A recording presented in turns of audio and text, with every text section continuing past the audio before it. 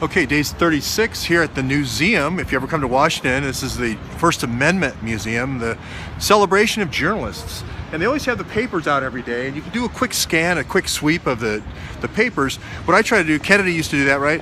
I try to do that to see what's the top stories, and so I don't have to spend a lot of time reading newspapers. And the Egypt Mosque is the big story. Now, the other big story is the slave market that was occurring in Libya. Now, the part I'll put into this, I always like doing things in threes, try to see these three things go together. Remember Sesame Street? And so I got all my journalism training at Sesame Street.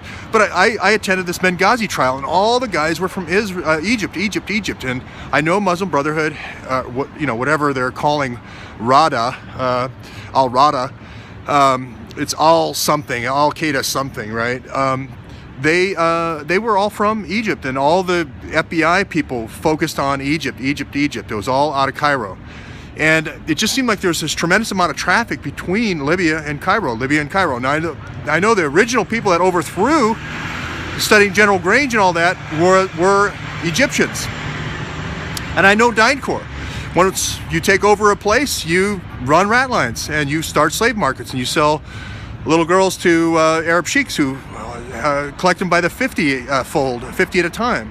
So I just put the two things together. You really don't hear that this place where the 235 Egyptians was killed was on the Suez Canal, a key strategic crossing point if you were taking kids into the UAE and other Arab sheikdoms. So I just see all this traffic going back between and forth.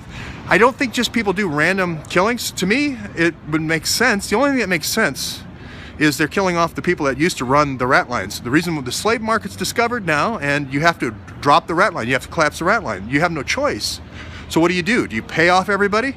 Or do you kill off about half of them and leave half and enrich those people with the half that the dead guys gave up? I don't know. We'll have to see. But if I was doing this story, I would immediately start looking at who died.